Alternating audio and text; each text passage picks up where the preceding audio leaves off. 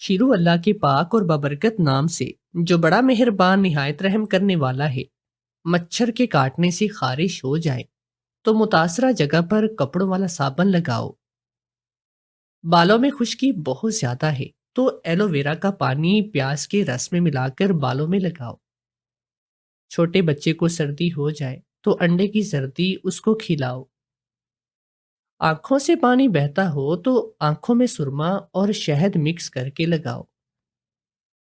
ناک سے اگر پانی بہتا ہو تو اجوائن کی دھونی لو۔ اگر بال باریک اور کمزور ہیں تو لائف بوائے شیمپو میں ٹوتھ پیسٹ مکس کر کے اپنے بالوں میں لگا لو۔ گڑ والی چائے پینے سے سردی کم لگتی ہے۔ جو بچہ مٹی کھاتا ہوا اسے نہارمو دہی کی ملائی چٹایا کرو، مٹی کھانا چھوڑ دے گا۔ بھنڈی پکاتے وقت اگر اس میں آدھا لیمو نچوڑ دیں تو بھنڈی کی لیس ختم ہو جاتی ہے۔ دودھ ابالتے وقت اگر اس میں ایک چھوٹی الائچی ڈال دیں تو دودھ جلدی خراب نہیں ہوتا۔ سردی میں مالٹے کا باقاعدگی سے استعمال رنگ کو گورا کرتا ہے۔ مرغی کے پنجے پکا کر کھانے سے فالج کی بیماری دور ہوتی ہے۔ اگر سردی کا بخار ہو تو ابلے ہوئے انڈے پر شہد لگا کر کھاؤ۔ نیم گرم دودھ میں روز ایک چمچ دیسی گھی کا ڈال کر پینے سے کمر درد کبھی نہیں ہوتا۔ صبح کے وقت جھاڑو لگانے سے مسلز مضبوط ہوتے ہیں۔ اگر پیشاب کھل کر نہ آتا ہو تو نہارمو ایک مالٹا کھایا کرو۔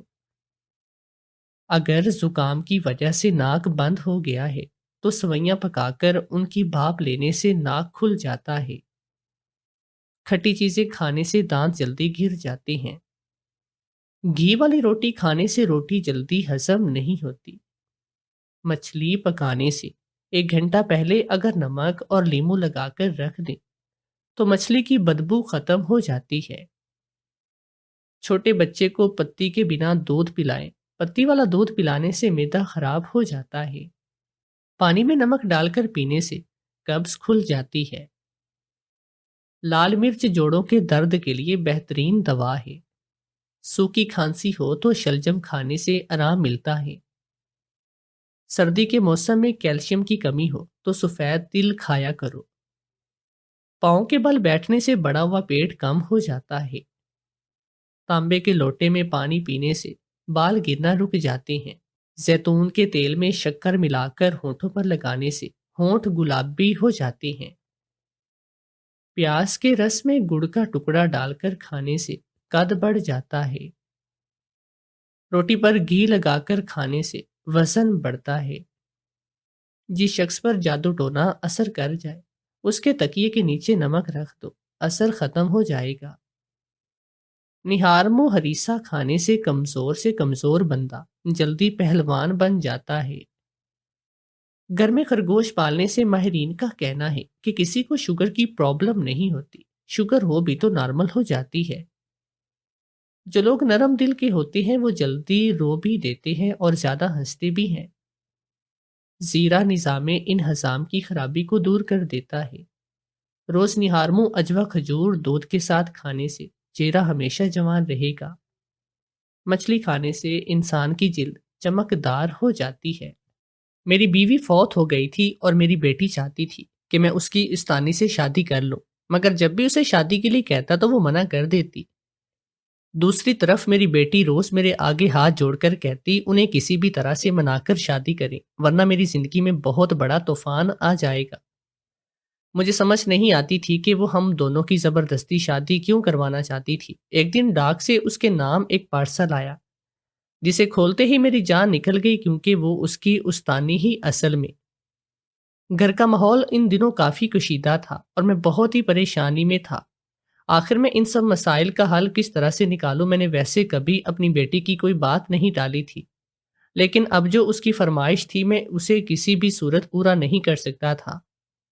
ابھی میری بیوی کو مرے دن ہی کتنے ہوئے تھے کہ میں دوسری شادی کے بارے میں سوچ لیتا، اور مجھے تو حیرانی اس بات کی ہو رہی تھی کہ یہ بات کرنے والی کوئی اور نہیں بلکہ میری اپنی ہی بیٹی تھی، اور وہ اتنی چھوٹی بھی نہ تھی کہ اسے اس بات کا احساس نہ ہوتا کہ اس نے اپنے باپ کو کس قدر مشکل میں ڈال دیا ہے۔ جب سے اس کی ماں کی وفات ہوئی تھی مجھے تو وہ عجیب سی حرکتیں کرتی ہوئی نظر آ رہی تھی۔ آج بھی صبح صبح ناشتے کی ٹیبل پر اس نے یہی بات چھیڑ دی اور کہنے لگی کہ میں چاہتی ہوں آپ جلد سے جلد دوسری شادی کر لیں۔ میں نے اسے غصے سے دیکھتے ہوئے کہا کہ تم اپنی ضد کیوں نہیں چھوڑ دیتی؟ میں تمہاری ماں سے بہت محبت کرتا ہوں اور میں اس کی جگہ کسی کو بھی دینے کا نہیں سوچ سکتا۔ تو وہ ایک دم سے کہنے لگی میں کسی کی بات نہیں کر رہی بلکہ کسی بہت ہی خاص کی بات کر رہی ہوں۔ میں نے چونک کر پوچھا کیا مطلب؟ پھر اچانک مجھے یاد آیا کہ لگتا ہے ضرور اس نے مجھے نظر میں کوئی دیکھ رکھا ہے، تبھی تو یہ مجھ سے ایسی باتیں کر رہی ہے۔ میرے پوچھنے پر کہنے لگی میں چاہتی ہوں کہ آپ میری استانی سے شادی کر لیں۔ یہ سنتے ہی میرا تو دماغ بھی خراب ہونے لگا، اگرچہ میں نے اس کی کسی بھی ٹیچر کو آج تک نہیں دیکھا تھا اور نہ ہی کبھی میری کسی سے کوئی بات ہوئی تھی، لیکن ابھی اس کے منہ سے یہ سب سن کر جانے مجھے ایسا کیوں لگا کہ شاید وہی اس کا دماغ خراب کر رہی ہے اور اس نے میری بیٹی کو کہا ہوگا۔ یہ سب کرنے کو میں نے سختی سے اپنی بیٹی کو کہا ماہا تم آج کے بعد یہ بات مت کرنا۔ وہ روتے ہوئے کہنے لگی آپ میری بات کیوں نہیں سمجھ رہی؟ آپ کا ان سے شادی کرنا بہت ضروری ہے، اس سے زیادہ آپ کو کچھ نہیں بتا سکتی۔ آپ میری خاطر اتنا بھی نہیں کر سکتے کیا؟ میرا ارادہ تھا کہ میں اسے اچھی طرح سے آج سمجھاؤں کہ یہ ضد چھوڑ دے، لیکن اسی وقت اس کے فون پر کسی کا میسج آیا جسے پڑھتے ہی وہ گھبرا سی گئی تھی اور جلدی سے اٹھ کر کہنے لگی میرے کالج جانے کا وقت ہو گیا ہے، ہم بعد میں آپس میں بات کریں گے۔ کچھ دیر کے بعد میں باہر نکلا تو اچانک ایک خیال کے تحت میں نے چوکی دار سے پوچھا کیا Maha be be college when میں گئی ہے؟ تو کہنے لگا نہیں، جب سے بیگم صاحبہ کی وفات ہوئی ہے چھوٹی بی بی نے کالج وین میں جانا چھوڑ دیا، وہ اکیلی جاتی ہے۔ یہ بات میرے لیے کافی حیرت انگیز بھی تھی کیونکہ ماہا نے ابھی تک مجھے اس بارے میں کچھ نہیں بتایا تھا اور ایسے کیسے وہ اکیلی جا سکتی تھی۔ میں نے سوچ لیا تھا کہ جب وہ آئے گی تو اس سے پوچھوں گا کہ وہ آج کل یہ سب کیا کر رہی ہے۔ میں جانتا تھا کہ میری بچی اپنی ماں کے جانے کے بعد بہت ہی زیادہ پریشان ہے اور وہ سب سے زیادہ اس کے ہی تو قریب تھی، اور اب اپنی ماں کے جانے کے بعد سب سے زیادہ دکھی بھی وہی تھی۔ ماہا میری اکلوتی اولاد تھی اور ہم دونوں میاں بیوی نے اسے بہت ہی لاڈ پیار سے پالا تھا۔ میری شادی کی بھی بڑی عجیب کہانی تھی۔ میری اپنی بیوی سے ملاقات تو شادی سے پہلے صرف ایک بار ہی ہوئی تھی، لیکن ہم دونوں کا خط کے ذریعے ایک دوسرے سے رابطہ ضرور تھا۔ اصل میں ہم پہلے بچپن میں جس شہر میں رہا کرتے تھے تو وہ اسکول جاتے ہوئے روزانہ اس کو دیکھتا تھا۔ وہ اپنی سہیلی کے ساتھ تانگے پر بیٹھ کر جایا کرتی تھی اور تب سے ہی وہ مجھے بہت ہی زیادہ پسند تھی اور مجھے ایسے لگتا تھا کہ اس کی طرف سے بھی ایسا ہی کچھ احساس ہے۔ میں تب 7ویں کلاس میں پڑھتا تھا اور ایک دن میں نے ہمت کر کے اس کو خط لکھ ہی دیا۔ مجھے اندر سے ڈر بھی لگ رہا تھا کہ کہیں وہ اپنے گھر والوں کو بتا کر میری پٹائی نہ کروا دے، لیکن ایسا ویسا کچھ بھی نہ ہوا۔ اس نے بھی میرے خط کا جواب دیا اور یوں یہ سلسلہ چلنے لگا۔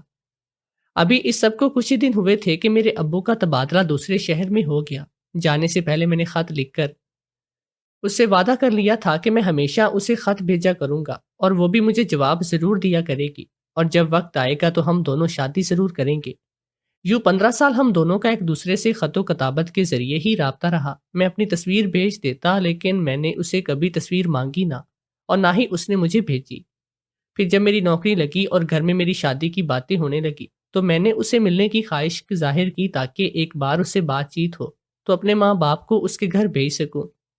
15 سال کے بعد میں نے اسے اپنے سامنے دیکھا تو پہچان بھی نہیں پایا، وہ بہت بدل چکی تھی، پہلے سے بڑھ کر حسین اور خوبصورت۔ وہ میری بچپن کی محبت تھی، اس لیے میں نے کوئی اور بات جاننے کی بالکل بھی کوشش نہیں کی اور سیدھا ہی میں نے اس سے شادی کے لیے کہہ دیا۔ دوسری جانب وہ بھی شاید بے تابی سے اس بات کے انتظار کر رہی تھی۔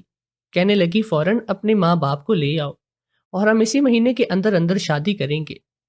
مجھے اس کی جلد بازی پر تھوڑی بہت حیرانی ہوئی، لیکن شاید اس کے گھر کے حالات ہی کچھ ایسے تھے کہ اسے یہ سب کہنا پڑا۔ میں بھی اس کی مجبوری کو سمجھ سکتا تھا، اس لیے اپنے گھر والوں سے بات کی۔ انہیں میری شادی پر کوئی اعتراض نہیں تھا۔ وہ لوگ رشتہ لے کر گئے اور کچھ دنوں کے بعد ہی مریم میری دلہن بن کر میرے آنگن میں اتر آئی۔ وہ مجھ سے بہت ہی محبت کرتی تھی، ایک لمحہ بھی میرے بغیر نہیں رہتی تھی، یہاں تک کہ اپنے میکے میں بھی بہت ہی کم جاتی تھی۔ میرا اپنی بیوی مریم کے ساتھ بہت ہی شاندار وقت گزرا تھا، لیکن میں نے کبھی سوچا بھی نہیں تھا کہ ہماری یہ رفاقت صرف 20 برس کی ہوگی۔ کچھ ماہ پہلے ہی اس کی طبیعت خراب ہونا شروع ہوئی اور جب ٹیسٹ ہوئے تو یہ حقیقت جان کر ہم سب کے قدموں تلے سے زمین نکل گئی کہ اسے لاسٹ سٹیج کینسر تھا، جانے یہ بیماری کب سے اس کے اندر خاموشی سے سرایت کر رہی تھی، اور ہمیں پتہ بھی نہیں چلا۔ آخری دنوں میں تو وہ بالکل بھی چپ سی ہو کر رہ گئی، اور میرا اب زیادہ تر وقت گھر پر ہی گزرنے لگا۔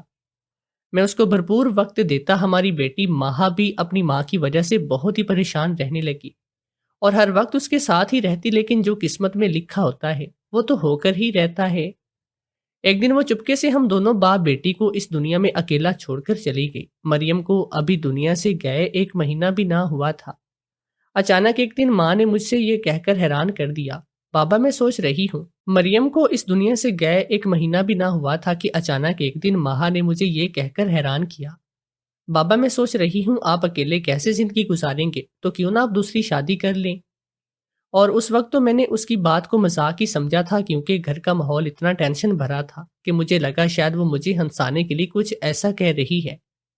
لیکن کچھ دنوں کے بعد جب پھر سے اس نے یہی بات کی تو میں نے چونک گیا اور اسے منع کیا، آج کے بعد یہ بات مت کرنا۔ لیکن وہ پھر بھی ہر روز یہی کہنے لگی، اور آج تو اس نے حد ہی کر دی۔ اس نے تو میرے سامنے رشتہ بھی پیش کر دیا تھا۔ کافی دنوں سے وہ مجھے فون پر مصروف دکھائی دیتی تھی، اور آج تو یہ بھی جان کر میں شاکڈ رہ گیا کہ وہ کالج وین کی بجائے خود اکیلی آنے جانے لگی تھی، اور اتنی بڑی تو نہ تھی کہ اپنے فیصلے خود سے لے سکتی تھی۔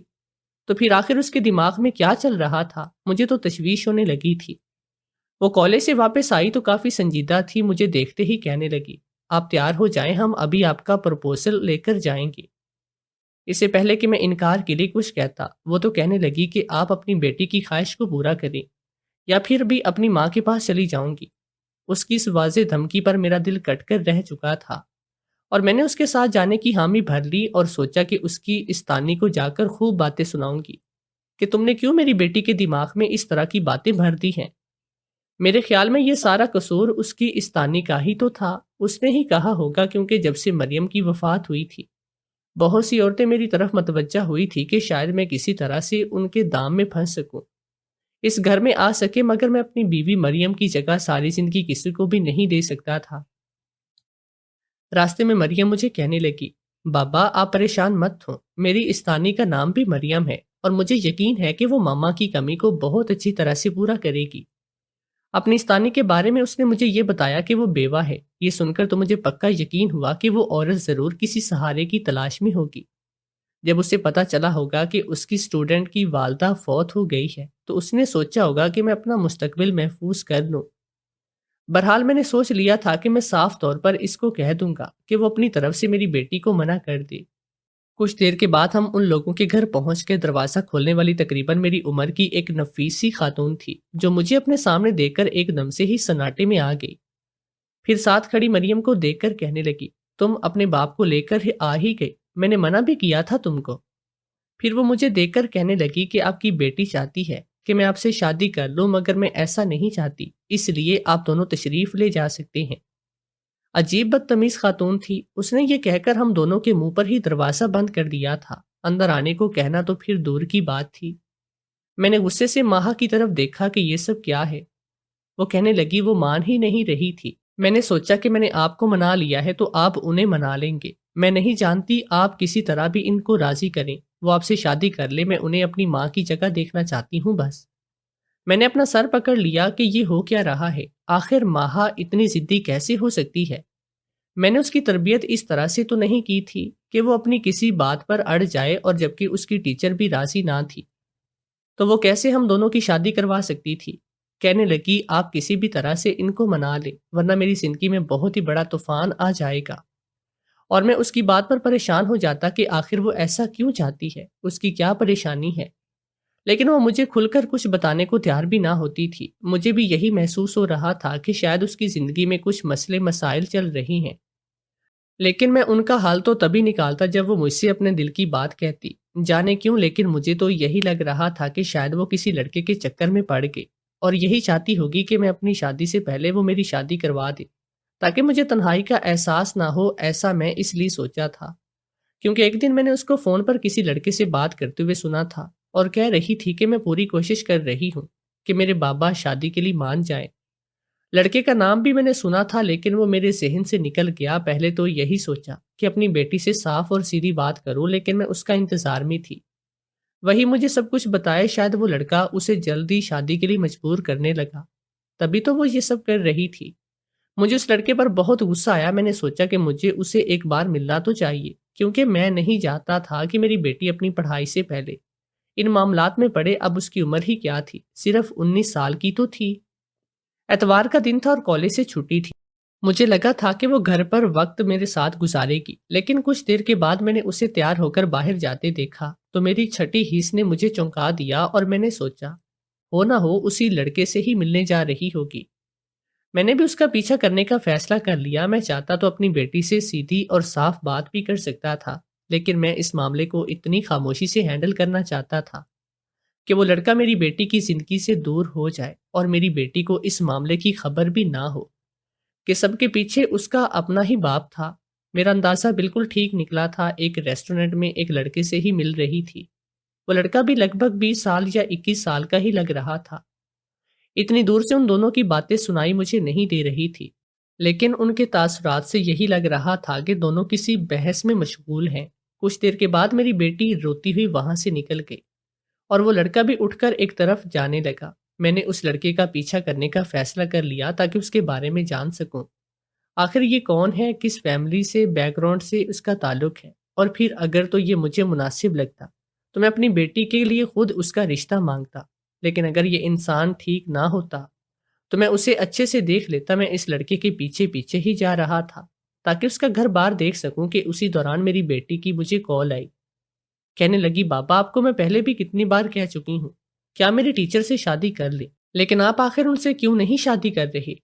آپ کی وجہ سے میں کتنی بڑی مشکل میں پھنس چکی ہوں، آپ کو ذرا سا بھی اندازہ ہے میں جس شدید ذہنی کرب میں مبتلا ہوں، آپ اس کا سوچ بھی نہیں سکتے۔ آپ بس اپنی ضد پر ہی اڑے ہیں۔ میں نے اس لڑکے کا پیچھا بھی جاری رکھتے ہوئے کہا کہ بیٹا میں تو تیار ہوں، لیکن تمہاری استانی بھی نہیں مانتی۔ تمہارے ساتھ میں 2-3 بار تو گیا ہوں، لیکن ہر بار وہ انکار کر دیتی ہے، تو اس میں میرا کیا قصور ہے؟ وہ کہنے لگی، میں نہیں جانتی، آپ کسی بھی طرح ان کو میرے لیے منائیں۔ باپ تو دنیا کے آخری کونے سے بھی اپنی بیٹیوں کے لیے خوشیاں ڈھونڈ لاتے ہیں، تو آپ میرے لیے اتنا نہیں کر سکتے؟ اس نے فون روتے ہوئے بند کر دیا تھا اور میرا اپنا دل تھام کر رہ گیا تھا، اور سوچا کہ اپنی بیٹی کے لیے مجھے یہ کڑوا گھونٹ پینا بھی پڑے گا۔ پہلے اس لڑکے کے گھر بار کا پتہ چلا لوں، پھر جا کر اس کی استانی سے بھی ملوں گا اور اسے درخواست کروں گا کہ وہ جو چاہے گی وہی ہوگا، بس مجھ سے شادی کرے تاکہ میری بیٹی خوش ہو جائے۔ یوں ہی چلتے چلتے میں ایک جانے پہچانے راستے پر آ گیا اور حیرانی ہوئی کہ کیا اس لڑکے کا گھر اسی علاقے میں ہے؟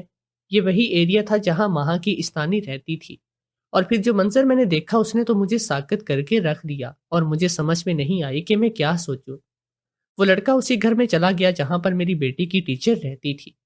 میں سوچ میں پڑ گیا کہ آخر یہ یہاں پر کیوں آیا ہے؟ کہیں اسے ماہا نے تو نہیں بھیجا کہ جا کر ان سے بات کری؟ مجھے بہت ہی زیادہ الجھن محسوس ہو رہی تھی کہ یہ چل کیا رہا ہے۔ مجھے تو بہت ہی عجیب لگ رہا تھا کہ شاید ہم دونوں باپ بیٹی کے خلاف تو کوئی سازش نہیں ہو رہی۔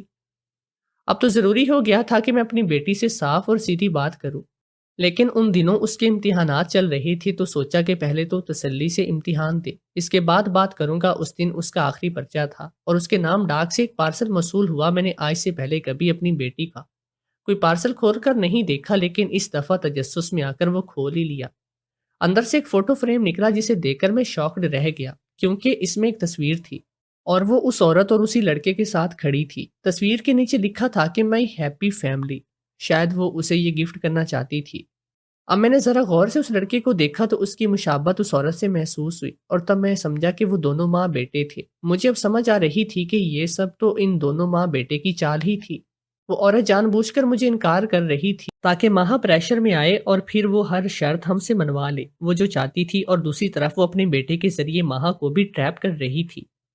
میں بہت ہی غصے میں اسی وقت اس عورت کے گھر کی جانب روانہ ہو گیا۔ آج تو میرے ارادہ تھا کہ ان ماں بیٹے کو پولیس کے حوالے کروں۔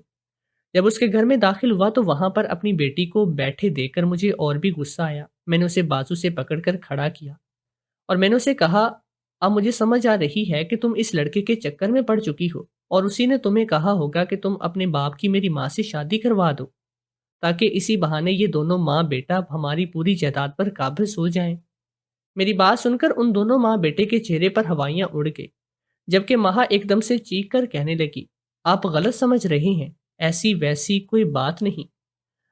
آپ سچ نہیں جانتے، میری ٹیچر آپ سے شادی نہیں کرنا چاہتی، بلکہ میں چاہتی تھی کہ آپ دونوں کی شادی کروا دوں۔ کہنے لگی یہ بات سچ ہے کہ میں اور ارحم ایک دوسرے کو پسند کرتے ہیں اور ہم دونوں کی خواہش ہے کہ آپ دونوں ایک ہو جائیں، لیکن اس کے پیچھے وہ وجہ ہرگز بھی نہیں جو آپ سوچ رہی ہیں۔ میں تو آپ دونوں کو وہ محبت لوٹانا چاہ رہی تھی جو آپ دونوں سے میری ماں نے چھین لی۔ میں نے ایک دم سے ٹھٹک کر اسے دیکھا اور پوچھا تم کیا کہہ رہی ہو؟ تو کہنے لگی بابا یہ بات سچ ہے کہ مجھے اماں نے مرنے سے پہلے سب کچھ سچ سچ بتا دیا تھا۔ آپ جس مریم سے پیار کرتے تھے وہ مما نہیں بلکہ یہی تھی، میری ماں، اور یہ دونوں ایک دوسرے کی سہیلیاں تھیں، اور آپ جو بھی خط لکھتے تھے وہ امی کی بجائے ان کو لکھتے تھے اور یہی جواب دیتی تھی، لیکن اس سب کی رازدار میری ماں بھی تھی۔ جانے کب اور کیسے ماں کے دل میں آپ کے لیے محبت بننے لگی اور وہ اندر ہی اندر اپنی دوست سے حسد محسوس کرنے لگی، کیونکہ ان کی شادی ایک بڑی عمر کے آدمی سے طے ہو گئی اور وہ یہی چاہتی تھی کہ کسی طرح سے اس سے جان چھوٹ جائے۔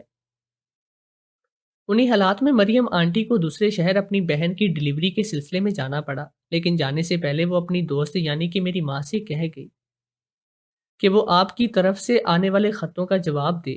ماں کی نیت میں فطور آیا، انہوں نے اپنی دوست کو دھوکا دیا اور انہیں بتایا بھی نہیں کہ آپ اس شہر میں ملنے آ رہی ہیں، اور آپ سے وہی مریم بن کر ملی جن کو آپ خط لکھتے تھے اور آپ کو پتہ بھی نہیں چلا۔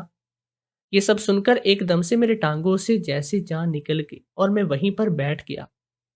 ماں چپ ہوئی تو مریم کہنے لگی میں دوسرے شہر میں تھی، میری بہن کی وفات ہوئی تھی اور اس کا چھوٹا سا بیٹا تھا، میں اس کو چھوڑ کر واپس نہیں آ سکتی تھی، اور میری غیر موجودگی کا فائدہ اٹھا کر میری اپنی ہی دوست نے مجھے بدترین دھوکا دیا اور میری محبت سے اس نے شادی کی، ہمیشہ کے لیے شہر چھوڑ کر چلی گئی۔ مجھے بعد میں پتہ چلا تو میں نے اسے معاف کیا، کیونکہ میں اس کا گھر نہیں توڑنا چاہتی تھی اور اپنی محبت کو اندر ہی اندر دل میں دفن کر لیا۔